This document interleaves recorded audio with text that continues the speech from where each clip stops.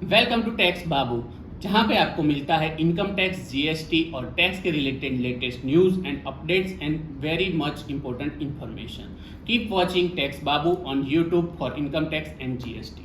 आज का हमारा टॉपिक है कि हाउस सेल करने से पहले कौन सी 10 पॉइंट का हमें ध्यान रखना है। एक क्विक आपको एक 10 पॉइंट दे देते हैं जिसके कारण आप सेल ऑफ प्रॉपर्टी करें तो आपको टैक्स क्या लगेगा, क्या आपका टीडीएस लगेगा, क्या क्या आपको ध्यान रखना है, ये सब कुछ एकदम क्विकली आप बहुत ही अच्छी तरीके से वीडियो को देखिए, अंडरस्टैंड कीजिए और हमारे साथ अंत तक जुड़े रहिए ताकि आपको फ्यूचर में कोई टैक्स कंप्लायंस मिस न कर दे और आपको कोई दिक्कत ना हो। सबसे पहला पॉइंट है कि आपको जब भी आप प्रॉपर्टी सेल करें तो आपको बाइंग और सेलिंग मतलब परचेज डीड और सेल्स डीड की कॉपी अपने पास रखनी है, कंपलसरी रखनी है। आप नोट करके रख लीजिए, कोई भी प्रॉपर्टी आप सेल करते हो उसकी परचेज डीड और सेल डीड की कॉपी आपको रखनी है, क्योंकि उसकी सारी डिटेल्स आपको आईटीआर फाइलिंग के लिए बाद में इंपोर्टेंटली डालनी होगी। पॉइंट नंबर 2 है, आप जब भी कोई भी प्रॉपर्टी सेल करना चाह रहे हो उस केस में आप एडवांस में एग्रीमेंट होने से पहले अपने कंसल्टेंट या सीए से एक बार कंसल्ट कीजिए, क्योंकि कई सारे ऐसे लॉज होते हैं जो प्रॉपर्टी सेल करने से पहले आपको ध्यान पर रखने होते हैं। स्टैंप ड्यूटी वैल्यू क्या होगी, कैसे हम उसको ट्रांजेक्शन को ट्रैक करेंगे, किसके नाम पर प्रॉपर्टी है, किसके नाम पर पैसे आने वाले हैं, कौन से अकाउंट में पैसे डिपॉजिट करवाने वाले, ये सारे चीजों जब आप सॉर्ट कर ले फिर आप बायर से कंसल्ट कीजिए और बायर और सेलर मिलकर सेल एग्रीमेंट बना के प्रॉपर्टी सेल कीजिए। तो पॉइंट नंबर 3 है कि आप never withdraw a cash from non ITR filing bank account. इसका क्या इंपॉर्टेंस है, लेटेस्ट में ही गवर्नमेंट ने एक रूल बनाया है कि जो आईटीआर फाइल नहीं करते उसके बैंक अकाउंट से अगर आप कैश विड्रॉ करोगे तो आपका टीडीएस कटेगा, वो भी 20%। तो आप ध्यान रखिए, अगर आपकी वाइफ के नाम पर लेट से प्रॉपर्टी है, वर्षों पहले ली हुई थी, अभी 40-50 लाख का एग्रीमेंट होगा, उसके अकाउंट में पैसा आएगा, अगर उससे अकाउंट से आप पैसा विड्रॉ करने जाओगे तो आपका 20% टीडीएस कट होगा, वो अमाउंट ब्लॉक हो जाएगी, आपको उसका रिटर्न भरना पड़ेगा, फिर उसका रिफंड आएगा। तो ध्यान रखिए, नॉन आईटीआर फाइलिंग अकाउंट से आप कभी भी कैश विड्रॉ मत कीजिए। पॉइंट नंबर 4 है, you can deposit sales consideration into joint account and the property must be lies and income must be lies to the owner. इसका क्या मतलब हुआ, आप जॉइंट अकाउंट होल्डर है, आप और आपकी वाइफ के नाम पे प्रॉपर्टी है, या फिर एजेड आपके मदर पेरेंट के जॉइंट अकाउंट में आप पैसा डिपॉजिट करवाना चाह रहे हो, पेरेंट्स के नाम पर या वाइफ के नाम पर प्रॉपर्टी है, उसकी कोई इनकम बैकग्राउंड नहीं है, इसके लिए एडिशनल अकाउंट आपने नहीं खुलवाया है, तो आप जॉइंट अकाउंट में अमाउंट डिपॉजिट करवा सकते हो। साथ में आपको ध्यान रखना है वो इनकम भी वो वाइफ की ही मानी जाएगी जिसके नाम पर ओरिजिनल परचेज एग्रीमेंट हुआ था और हाल ही में सेल एग्रीमेंट होने वाला है, ना कि हस्बैंड की वो इनकम क्लब नहीं होगी।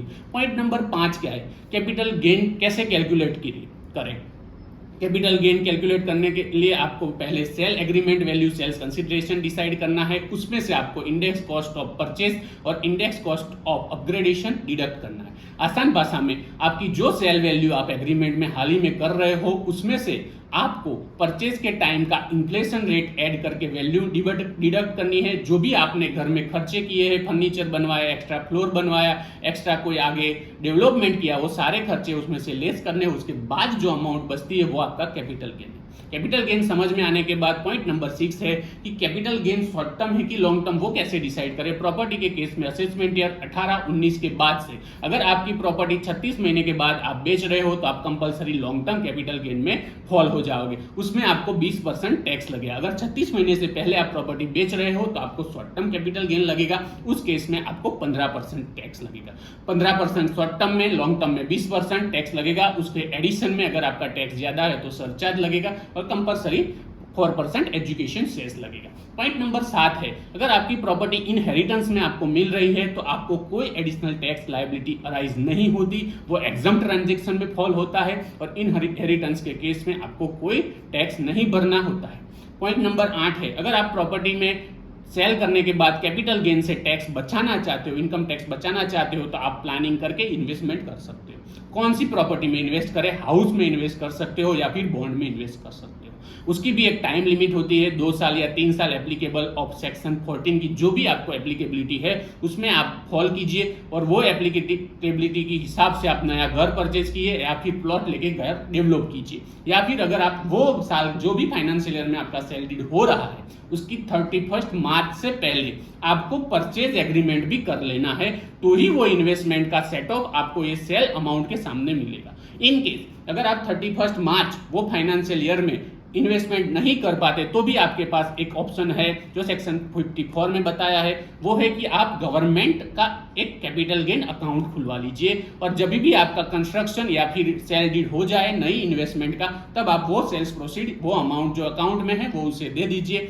जनरली लोग स्टेट बैंक ऑफ इंडिया में कैपिटल गेन अकाउंट खुलवा लेते हैं, उसके बाद जब कभी भी इन्वेस्टमेंट का चांस मिलता है तो इन्वेस्ट करके अपना टैक्स बचा लेते हैं। अगर आपको ये मेरी सलाह लो तो आप 31 मार्च से पहले अगर इन्वेस्टमेंट कर सकते हो तो बेस्ट ऑप्शन है, आप इन्वेस्टमेंट कर दीजिए, इधर आप बॉन्ड में इन्वेस्ट कीजिए, जिसके कारण आपका 15 या 20% ज़्यादातर टैक्स बच जाएगा। पॉइंट नंबर 9 है टीडीएस। इसमें बहुत सारा कंफ्यूजन होता है, बहुत लोग अनअवेयर होते हैं।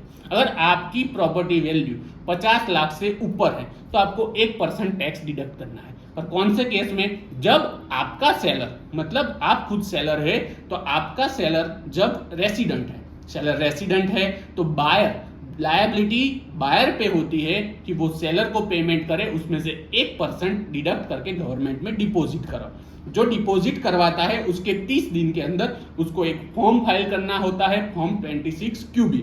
ये सारी प्रोसीडिंग उसके पान नंबर के थ्रू होगी, बायर का पान नंबर, सेलर का पान नंबर, जो टैक्स पेमेंट भरा है उसका चलन डिटेल्स और एड्रेस प्रॉपर्टी का, ये सारी डिटेल देके अगर सेलर रेसिडेंट है तो टीडीएस डिपॉजिट करना। अगर सेलर आपका एज अ सेलर आप नॉन रेसिडेंट हो तो आपको बायर के पास से एक नया टान नंबर निकलवाना पड़ेगा, मतलब बायर को नया टान नंबर लेने के बाद फॉर्म 27Q भरना पड़ेगा, और फॉर्म 27Q में वो टीडीएस डिपॉजिट करवाएगा। इसमें टीडीएस कितना होगा?